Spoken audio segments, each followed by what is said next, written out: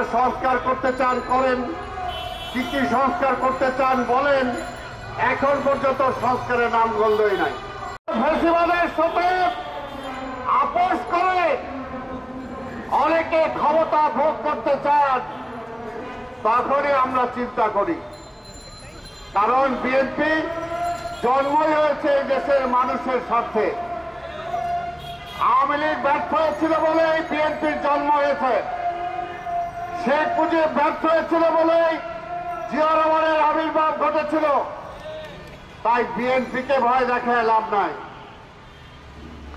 এদেশের মানুষের হৃদয়ের মধ্যে বিএনপির স্থান। আওয়ামী লীগ বহু চেষ্টা করেছিল বেগম খালেদা জিয়াকে মেরে ফেলে বিএনপিকে ধ্বংস করার জন্য, তারেক রহমানকে মেরে ফেলে বিএনপিকে ধ্বংস করার জন্য, ইলিয়াস আলী, চৌধুরী আলম সহ শত শত নেতা কর্মীকে গুম করে দিয়ে, সালাউদ্দিনকে গুম করে প্রতিবেশী ভারতে পাঠিয়ে দিয়ে তারা মনে করেছিল বিএনপিকে ধ্বংস করে দেবে।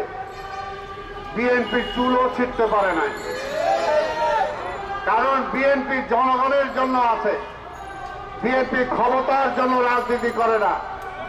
ক্ষমতার জন্য রাজনীতি করলে বেগম খালেদা জিয়া প্রধানমন্ত্রিত্ব ছেড়ে দিতেন না।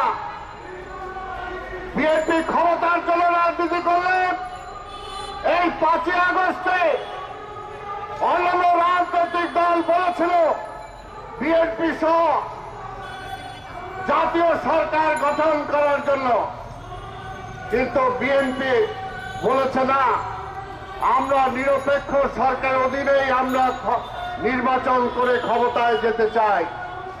জনগণের অধিকার জনগণকে ফিরিয়ে দিতে চাই।